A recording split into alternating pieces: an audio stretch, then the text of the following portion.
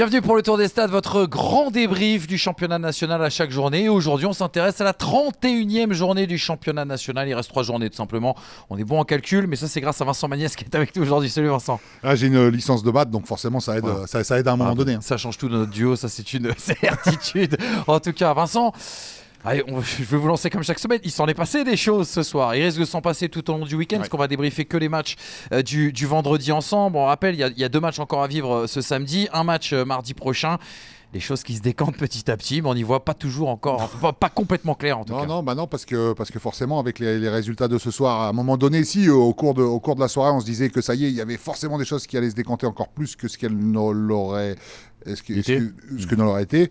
Et puis au final, ça se décante quand même un peu parce que maintenant on connaît déjà, pour moi, 3 relégués. Ouais, exactement. On regarde justement les résultats de ce vendredi soir. Il y avait 6 matchs en direct en intégralité sur FFF TV. Coup d'envoi 19h30, 15 buts inscrits sur cette seule soirée. 6 matchs, je le disais, 3 victoires à l'extérieur, dont 3 victoires à l'extérieur sur 6 matchs, c'est à signaler. Et puis à signaler aussi un seul nul, dont aucun 0-0. Dans le détail, Châteauroux qui humilié à domicile. Sedan obtient son maintien. Paris 13 se donne un tout petit peu d'air, repousse l'échéance. Les 2 co-leaders Concarneau et Martigues se neutralisent. Dunkerque en profite et si Orléans est officiellement maintenu, Bourg va devoir batailler jusqu'au bout.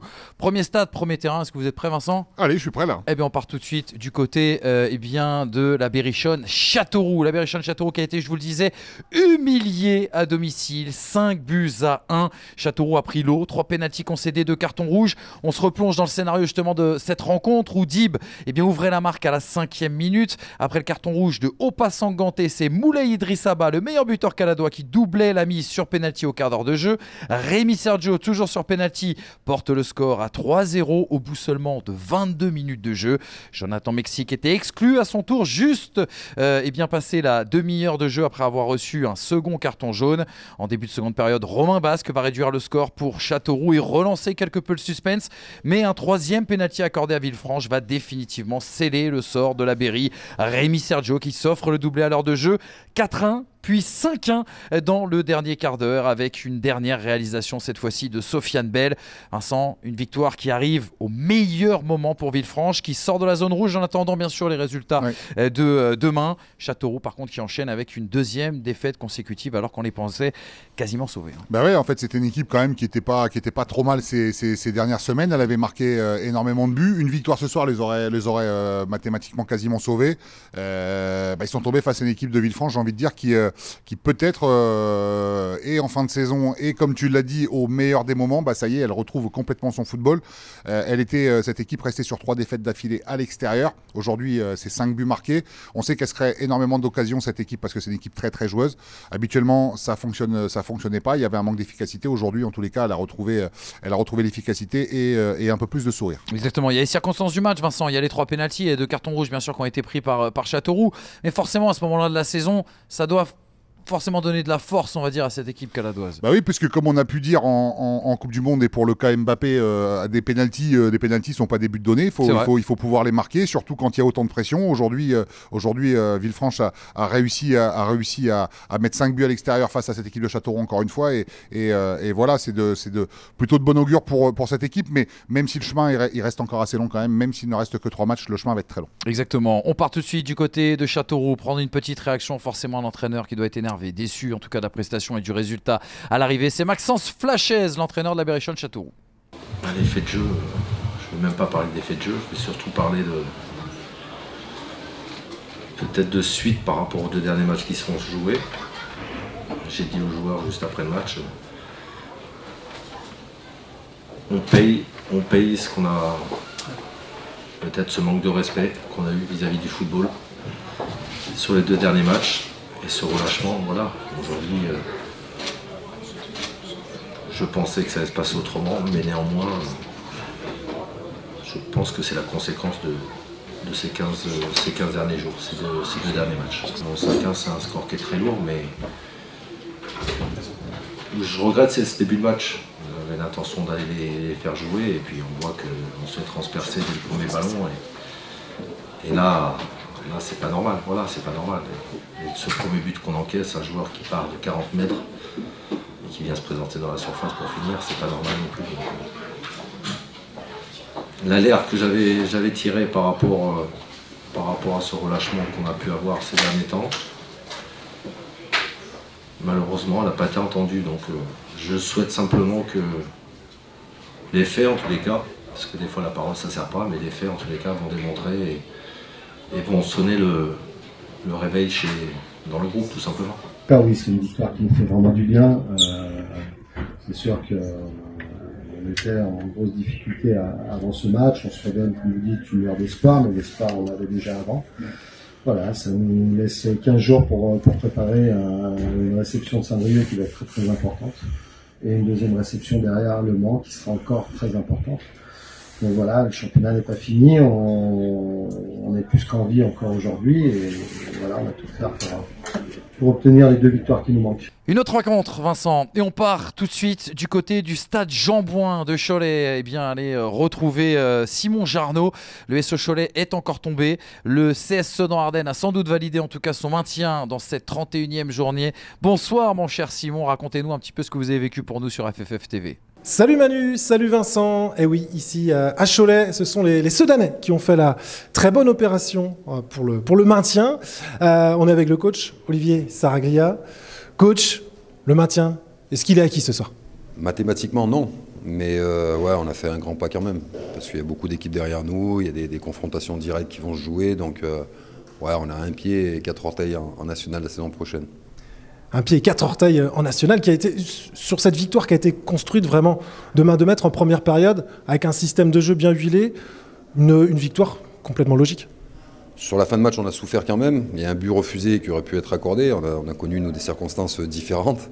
Mais ouais, sur la première mi-temps, on fait une première mi-temps aboutie, même si on a une période où on a été un peu moins bien. Mais je pense qu'on méritait de mener à la mi-temps, même plus largement peut-être. Et puis après, sur la deuxième période, on a un peu trop reculé, on a manqué de maîtrise. On a souffert, mais on a su faire bloc, on a su être solidaire et garder cet avantage d'un but. Et donc après la désillusion, la semaine dernière contre Versailles, Sedan fait la grosse opération de ce week-end ici en venant gagner à Cholet. Pour Cholet, il va rester 3 matchs pour se sauver dans ce championnat national. La route est encore longue pour les hommes de Stéphane Rossi. Merci beaucoup Simon. Vincent, le premier enseignement. Quelle terrible série pour le SO Cholet qui n'arrive pas à s'en sortir. Et puis à l'inverse, ça y est, Sedan est sauvé. Sedan est sauvé et puis ils ont réagi hyper bien après la défaite face à Versailles la semaine dernière en encaissant un but dans les arrêts de jeu. On va pas revenir sur ce fait de jeu, mais moralement, c'est des buts qui font très très mal. Aujourd'hui, elle a réussi à aller s'imposer à Cholet. C'est une équipe qui est maintenue. En revanche, pour Cholet, tu l'as dit, c'est 6 matchs sans victoire. Aujourd'hui, ils ont marqué, mais ils restaient quand même avant ça sur 4 matchs sans avoir marqué le moindre but avec la force offensive qu'ils ont. C'est quand même assez étonnant. Et là aussi, eux, comme Villefranche, ça va batailler dur jusqu'au bout. Ils reviennent de loin quand même, Sedan, Vincent. Quand on repense à leur début de saison, c'était pas gagné quand même ce maintien. Ah non, ils avaient fait une série de 7 ou 8 matchs sans victoire. Là aussi, on disait avec le recrutement qui avait été effectué par Olivier Saraglia et Julien Rodriguez, on se disait que c'était quand même une équipe qui allait jouer le haut de tableau. Alors après, il y en a plein des équipes comme ça où on s'est dit ça va jouer le haut de tableau. Tiens, on en a la preuve aujourd'hui avec ces 2 équipes qu'on a commentées. Et au final, cette équipe, elle a énormément peiné. On l'a vu nous par exemple au Red Star où elle avait été juste extraordinaire dans le jeu et voilà, toujours surpris que cette équipe puisse se sauver que maintenant.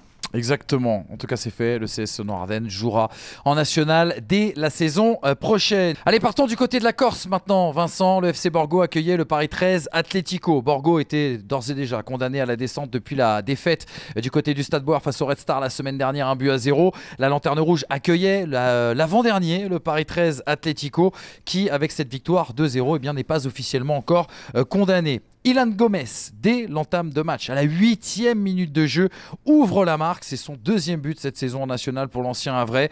Le Paris 13 Atlético qui va se mettre définitivement à l'abri avec le but de Oumar Sidibé à la 91e minute de jeu. Oumar Sidibé, déjà buteur contre Nancy la semaine dernière, qui était venu justement arracher l'égalisation dans les dernières minutes de jeu. C'est lui qui permet d'officialiser en tout cas cette victoire et ces 3 points pris.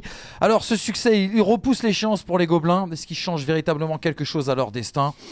Non. C'est difficile d'affirmer l'inverse. Bah alors non, moi je pense vraiment que le Paris 13, malgré la victoire, en fait, ce soir, ils sont aussi condamnés, puisque la victoire de Villefranche les condamne à mon avis, sachant que demain, il va y avoir, il y a des matchs demain et avec Saint-Brieuc, Avranches et Nancy qui doivent jouer, même s'il y a des confrontations directes.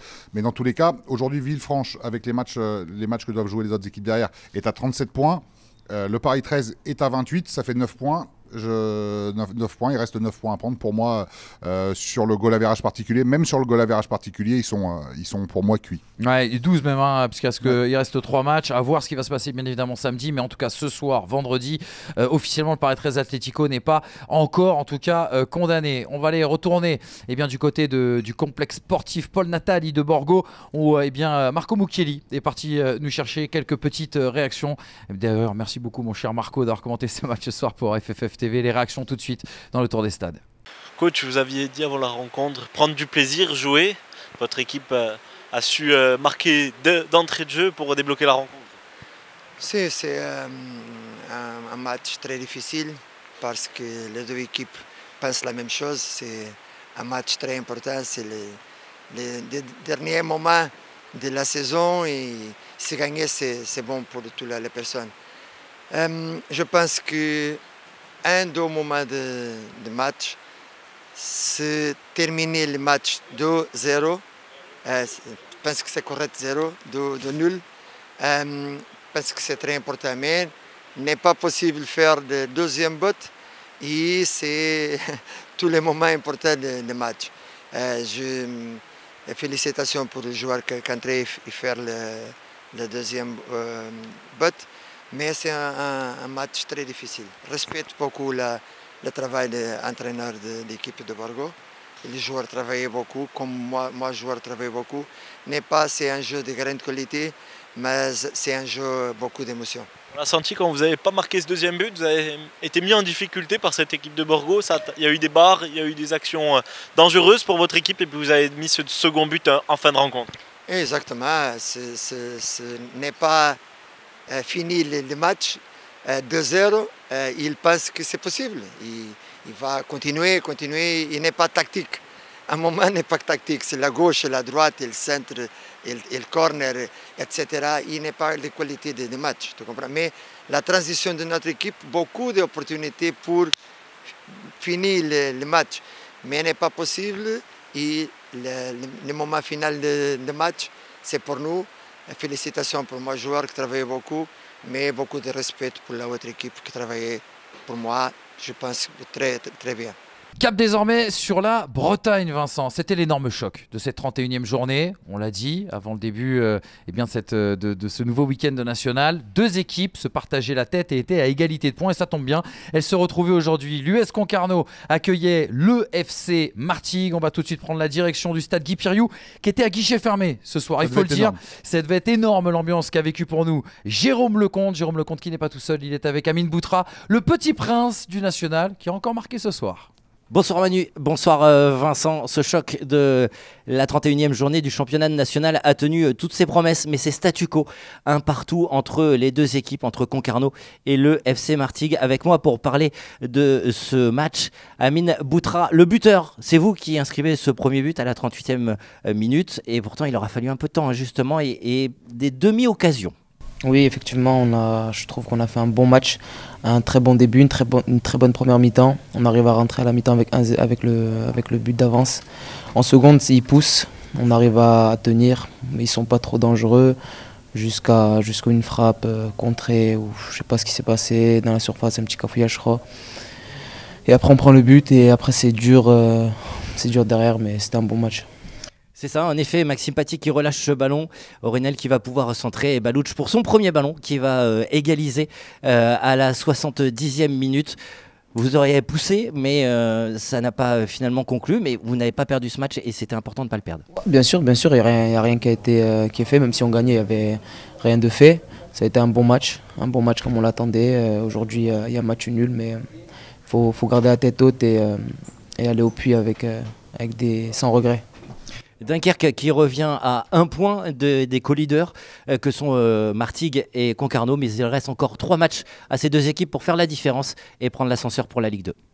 Vincent, déjà merci beaucoup à Jérôme, merci à Amine d'être venu au micro d'FFF TV. Je rappelle que la soirée des trophées du National avance vite et qu'Amine Boutra, on risque d'en parler bien sûr dans cette soirée du 20 mai. Vincent, est-ce qu'il peut y avoir des heureux ce soir entre ces deux équipes? Parce que le partage des points les arrange pas forcément. Elles gardent la tête, malgré la victoire de Dunkerque qu'on va voir bien sûr tout à l'heure. Elles gardent la tête pour un petit point. Pas de déçus, pas d'heureux?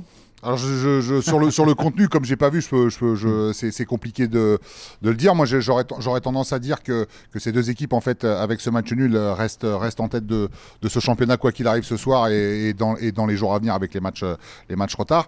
À signaler simplement que Concarneau, depuis sa défaite face à Sedan, c'était 3 victoires d'affilée. Et Martigues, depuis sa défaite face au Red Star, c'était 7 matchs sans défaite, dont 5 victoires. Donc c'est deux équipes en fait qui tournent plein gaz sur cette fin de saison. Du coup, moi je dis que ces deux équipes, elles ont des belles têtes de vainqueurs, sauf que derrière il y a Dunkerque qui revient bien. On va en parler un peu plus tard. Exactement, Martigues quand même la belle opération quand même, parce que ils ont joué lundi. Un gros choc, c'était contre Dunkerque. Ils enchaînaient quelques jours après avec une préparation forcément un petit peu tronquée par rapport à l'US Concarneau. Ils arrivaient dans un stade Guy Piriou. Je pense que l'ambiance a dû être extraordinaire vu le peu de temps pour remplir le stade au moment où ils ont ouvert la billetterie cette semaine. C'est fort encore une fois ce que fait Martigues. Chaque semaine j'ai l'impression qu'ils nous impressionnent quand même. Bah oui, parce que ils ont battu un des gros prétendants Dunkerque, tu viens de le dire. Et puis aujourd'hui à Concarneau, quand on regarde le calendrier de Martigues, c'était le plus, on va dire que c'est le calendrier entre guillemets le plus dur sur ces trois premiers, parce qu'il y aura encore Versailles aussi à jouer au tout dernier match. Mais ouais, c'est vraiment très très fort ce que Martigues propose depuis le début. Elle a perdu que 3 fois depuis le début de saison. On l'a dit en fait avec un effectif en fait qui est pas non plus ce que peuvent avoir Versailles ou d'autres. Et aujourd'hui, même dans un stade Guy Piriou bondé par les spectateurs, ça sait gérer la pression. Exactement, et ils seront là jusqu'au bout. Elle est Martégo, bien sûr, de Grégory Poirier. On l'a dit, Concarneau et le FC Martigues ont fait match nul, se sont partagés les points. Et derrière, l'USL Dunkerque donc l'a emporté par la plus petite des marges à domicile du côté du stade Marcel Tribu face au Puy. Victoire 1-0. On va tout de suite aller rejoindre Frédéric Touchard pour nous raconter un petit peu ce qu'il a vécu. Quel était le contenu? Bonsoir Frédéric. Salut Manu, salut Vincent. Dunkerque l'a emporté ce soir, mais que ça a été compliqué face à une belle équipe du Puy-en-Velay qui venait abattre l'une de ses dernières cartes cette saison pour conserver sa place dans le championnat national. Les Dunkerquois, je vous l'ai dit, ont souffert face à cette équipe. En première mi-temps, ça a été très compliqué. Le bloc bas des Poneaux, des hommes de Roland Vieira, ont posé trop de problèmes aux Dunkerquois qui manquaient de percussion. Il a fallu attendre la deuxième mi-temps, juste au moment où les Poneaux étaient dans une bonne phase. C'est ce moment qu'a choisi Ryan Grieb pour marquer son 11e but de la saison sur un superbe service de Sami Bagdadi. Les Dunkerquois menaient donc 1-0, se dirigeaient vers une victoire certes difficile, mais une victoire importante lorsque Ndiaye décochait une superbe frappe sur laquelle Arnaud Balijon a dû s'employer pour préserver les 3 points de la victoire en faveur des Dunkerquois. Dunkerque s'impose donc ce soir, prend 3 points supplémentaires, reste 3e au championnat derrière les 2 cadors que sont Concarneau et Martigues qui se sont neutralisés. Merci beaucoup Fred. Vincent, Dunkerque reprend sa marche en avant. Et ça, quelque part, c'est important parce que c'était une des questions qu'on se posait. Il y avait cette série de 7 victoires consécutives et on se disait, mais comment cette équipe peut réagir si jamais elle vient à connaître la défaite. La défaite, Mathieu Chabert l'a connue en début de semaine et tout de suite il se relance. De bon augure encore une fois pour ce sprint final. Ouais, parce que c'est toujours pareil en fait. On pourra dire qu'ils ont joué face à une équipe du Puy qui joue encore ce soir sa survie. Je pense que là, avec les résultats de ce soir, ça y est, c'est comme le Paris 13, c'est fini. D'ailleurs, le Paris 13 est passé devant, le Puy. Donc c'est jamais des matchs faciles quand on joue des équipes comme ça. Et encore une fois, le Puy, même si ça joue sans pression maintenant parce qu'ils se sentent un peu déjà condamnés, c'est quand même une équipe qui a énormément de qualité. C'est une équipe qui aime jouer sur des beaux terrains. Dunkerque en est un. Et le fait d'avoir réagi aussi rapidement pour les hommes de Mathieu Chabert, c'est aussi un bon signe pour cette fin de saison. Exactement. Le Puy qui peut être condamné. Peut-être dès ce week-end en fonction des résultats de demain. Peut-être dès la semaine prochaine, bien évidemment, dans le cadre de la 32e journée. C'est forcément un moment qu'on n'aime pas forcément parce que justement le Puy c'était un des effectifs et un des projets ambitieux, Vincent, de ce début de saison. On en attendait plus des hommes de Roland Vieira cette saison. Ouais, après il y a eu des. Moi, je pense vraiment que pour cette équipe Ponot, il y a eu ce tournant justement où elle était sur une belle série, et elle a perdu à domicile justement face au Paris 13. Et puis depuis, en fait, cette équipe n'a plus jamais connu la défaite. Je pense que moralement, à ce moment-là, ils ont pris quand même un sacré coup au casque, alors que elle avait quand même de sacrés arguments. Et maintenant, j'espère pour eux que la saison prochaine, ils sauront repartir à peu près avec le même effectif, même si on sait que plein de joueurs, forcément, quand il y a des descente en N2, ne restent pas, ils vont pas adhérer forcément au projet. Ils ont des joueurs qui sont prêtés, je pense à Maxence. Mais Maxence Rivera, je ne sais même plus s'il est toujours prêté. Il est prêté. Il est prêté toujours par Saint-Etienne, donc je pense que Saint-Etienne essaiera soit de le récupérer ou soit de le prêter certainement autre part, parce qu'il faut tous ces joueurs-là, il faut qu'ils acquièrent de l'expérience au-dessus. Ouais, complètement. Saint-Etienne en Ligue 2 l'année prochaine, peut-être Maxence Rivera sera la grande découverte, en tout cas des amateurs et des suiveurs de Ligue 2. Je pense qu'on est assez convaincus, nous, en tout cas, de ce côté-là. Du micro. Coach, il doit véritablement avoir beaucoup de regrets ce soir. Oui, il y a beaucoup de regrets forcément par le résultat. Après, il y a de la satisfaction de pouvoir montrer notre vrai visage. Je pense qu'aujourd'hui, on a montré ce qu'on était capable de faire, comme on a joué la plupart de la saison, ce qu'on a perdu depuis Martigues. Voilà, c'est ce qu'on a montré ce soir. Alors, ça ne réussit pas, mais on a fait une erreur qu'on paye cash. On a des situations qui ne rentrent pas avec des beaux arrêts du gardien. J'ai envie de dire que c'est aussi la réussite des équipes qui jouent le haut et celles qui jouent le bas. Mais voilà, il y a de la frustration parce qu'on aurait dû montrer ce visage-là au moment important, et je pense qu'on l'avait perdu depuis Martigues. Paradoxalement, c'est au moment où vous étiez bien dans ce match que vous avez pris ce but. Oui, je pense que ça se sentait qu'on plaçait quelques contres, on reprenait même un peu de la possession et on prend ce but justement sur un moment où on a la possession et on n'élimine pas leur première ligne qui nous contre après derrière. Et c'est frustrant parce qu'on le savait, on savait que ça faisait partie des moments, des choses qui pouvaient nous mettre en danger. On l'a très bien fait la plupart du match et on le fait mal une fois et on le prend cash. Il reste 3 matchs encore à jouer. Quel est votre sentiment ce soir ? Mon sentiment, c'est de montrer ce visage-là du club, parce que c'est le travail qu'on a fourni, c'est ce qu'on fait. Donc d'abord pour le club et après pour les joueurs individuellement. Il y a des joueurs qui méritent de se montrer, qui méritent de faire des choses. Donc voilà, l'idée c'est de garder ce dynamisme qui est dur à avoir, parce que quand on joue le maintien, les 3 quarts de la saison, c'est compliqué, voire la saison entière. Mais voilà, l'objectif c'est de continuer à montrer ce visage-là pour le club et pour les joueurs individuellement. C'est pas la plus belle, mais elle est hyper importante. Beaucoup de personnes nous attendaient après notre première défaite. On a su montrer qu'on avait beaucoup de valeurs, de courage, de solidarité. Après, il y a eu du déchet, il y a eu beaucoup de fatigue par rapport à ce match de lundi. On a su aller chercher très loin pour marquer ce petit but qui nous fait beaucoup de bien. Une belle équipe du Puy et surtout des problèmes physiques finalement qui vous ont posé là aussi beaucoup de problèmes. C'est la difficulté quand on joue le lundi et qu'on enchaîne un match le vendredi.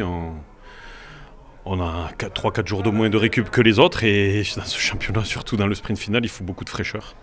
Et je suis content des valeurs qu'on a montrées, c'est des victoires très fondatrices. Ça.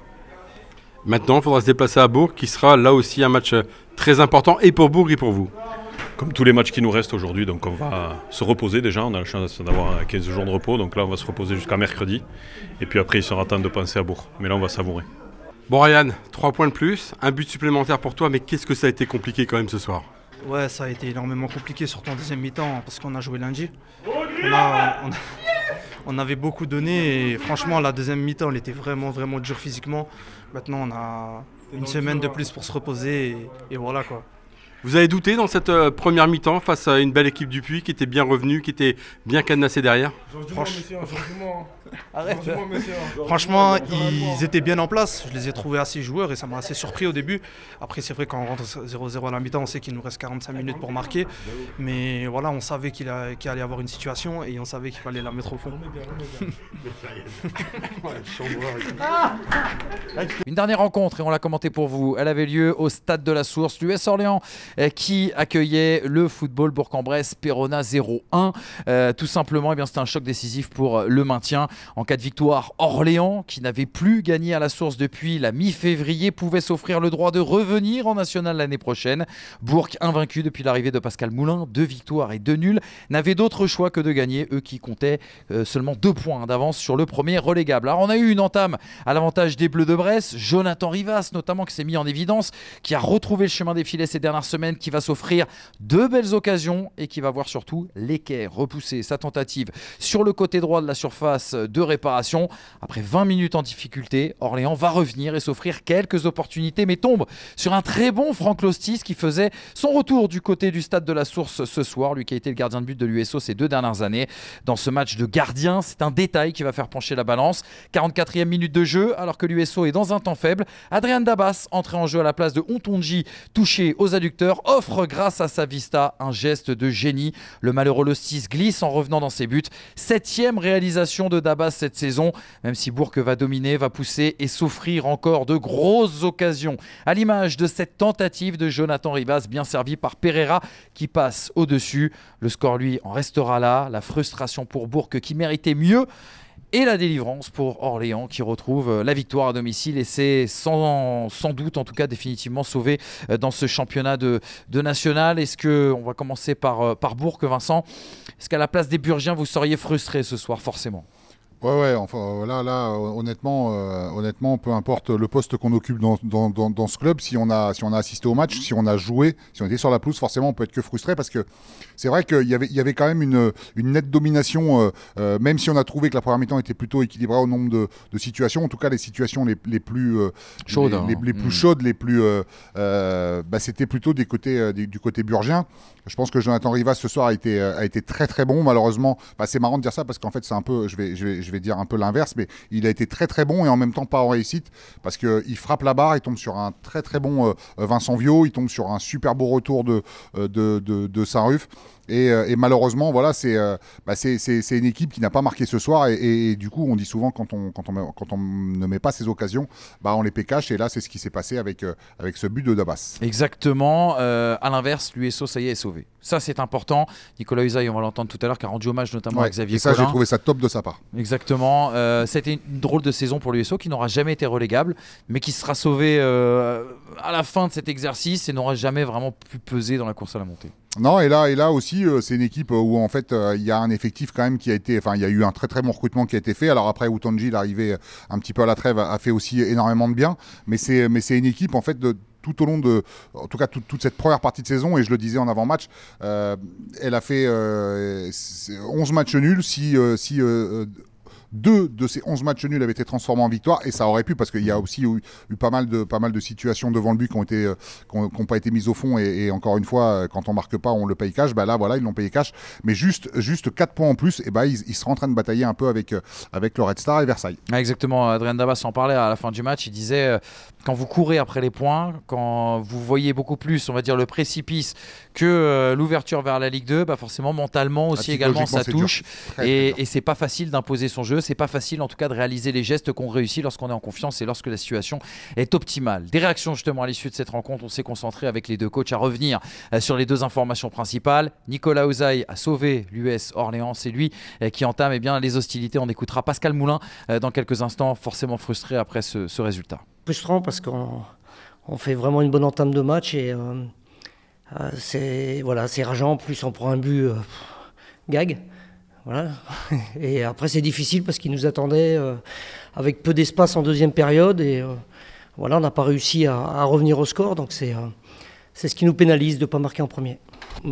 Être beaucoup plus efficace, c'est ce qu'on a travaillé toute la semaine, ce que j'avais demandé. On savait qu'Orléans allait jouer sûrement en 3-5-2 et puis nous attendre pour nous contrer en transition. Et c'est... Quand on a des temps forts comme on a eu la semaine dernière au Mans, on n'a pas su concrétiser assez tôt. Et ce qu'il faut améliorer, c'est, je pense, l'efficacité offensive et puis réduire aussi les erreurs défensives et pas permettre à l'adversaire de nous faire mal sur ce type d'action, notamment en transition. Oui, de toute façon, après une défaite, on est obligatoirement très déçu. C'est la première en 5 matchs. Maintenant, en arrivant à Bourg sur 8 matchs, j'avais dit qu'on ferait peut-être une finale contre Nancy. Donc il faut s'y préparer. Dans 10 jours, 15 jours, on reçoit Dunkerque. Donc il va falloir sortir, on va dire, et le bleu de chauffe et surtout beaucoup plus de réalisme face à ces équipes du haut de tableau. Complètement, c'est une grosse bouffée d'oxygène, un soulagement. On a connu des moments parfois pénibles, surtout à domicile. Et ce match-là est dans la continuité du match de la semaine dernière, c'est-à-dire du courage, de l'abnégation.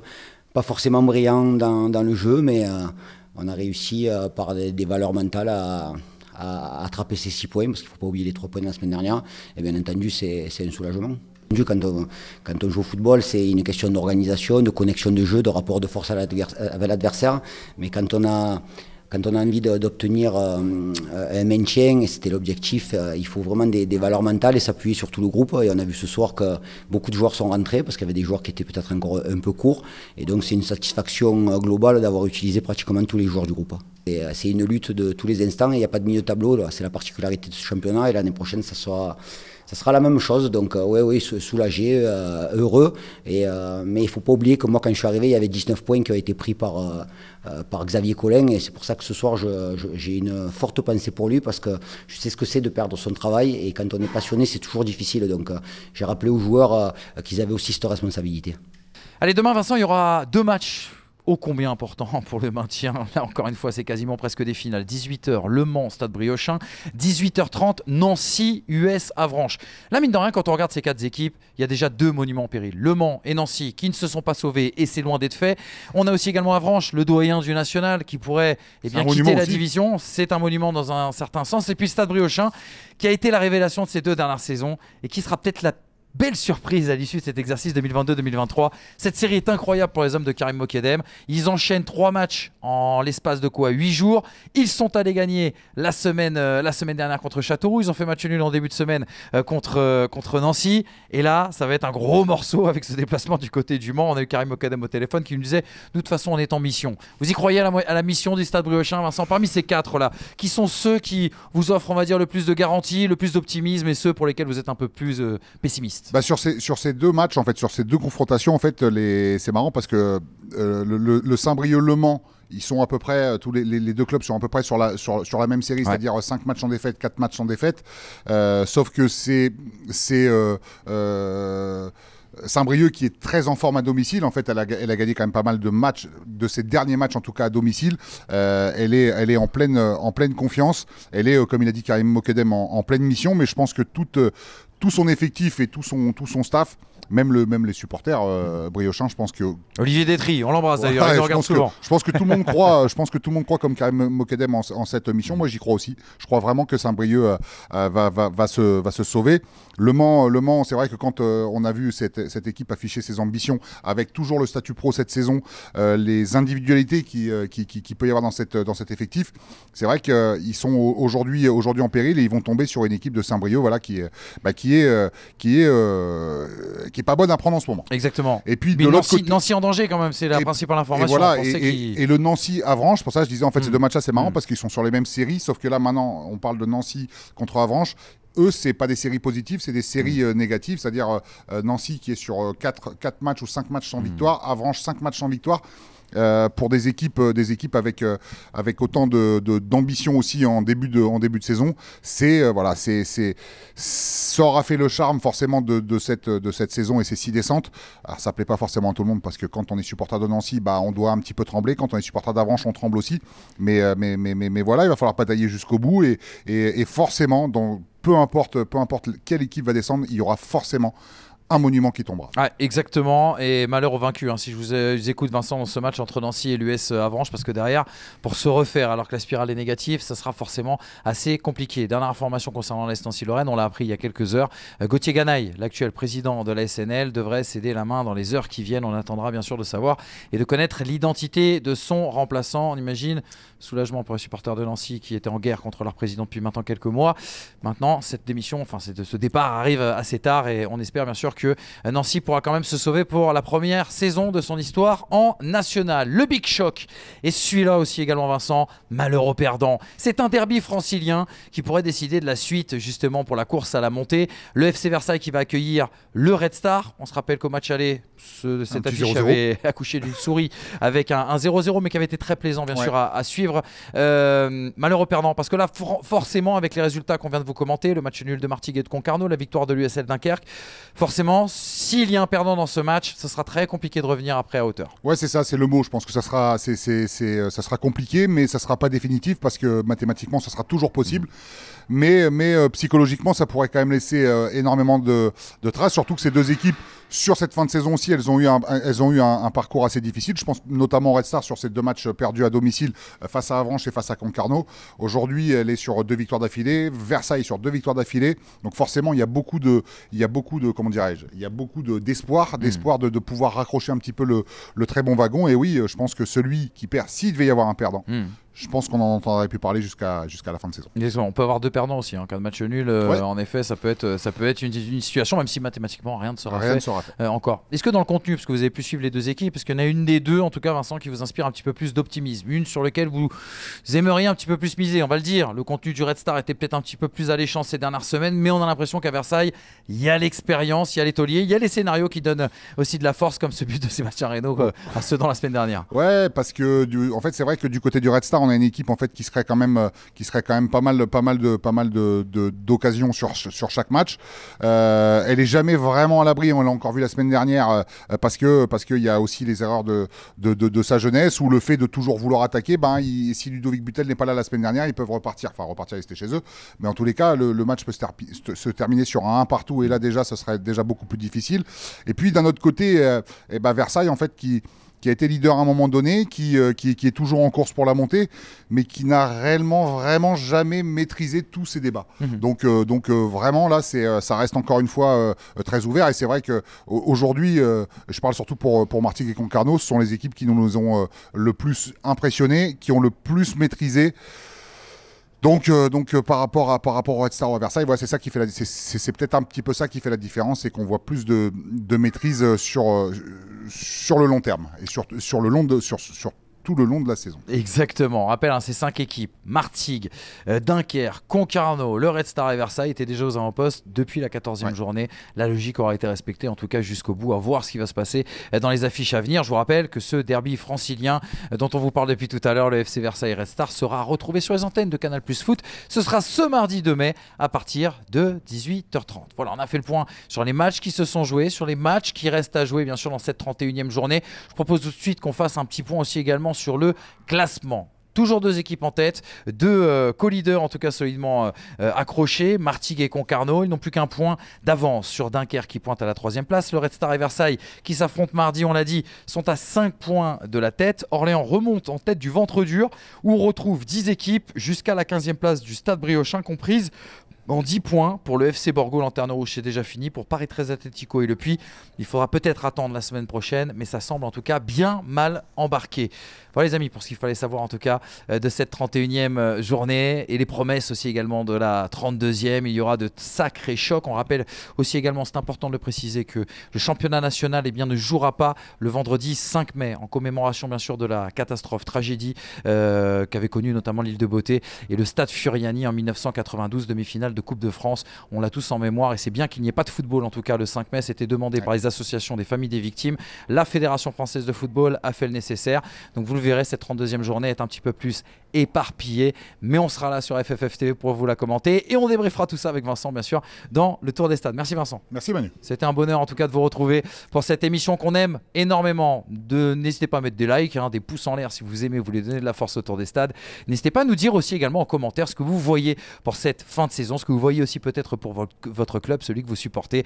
Bref, on vous lira et on vous répondra comme d'habitude, c'est promis. Bonne soirée à toutes et à tous et surtout préservez vos cœurs parce qu'ils risquent d'être mis à l'épreuve avec ce qui nous attend et ces 3 dernières journées qui s'annoncent déjà palpitantes. Salut.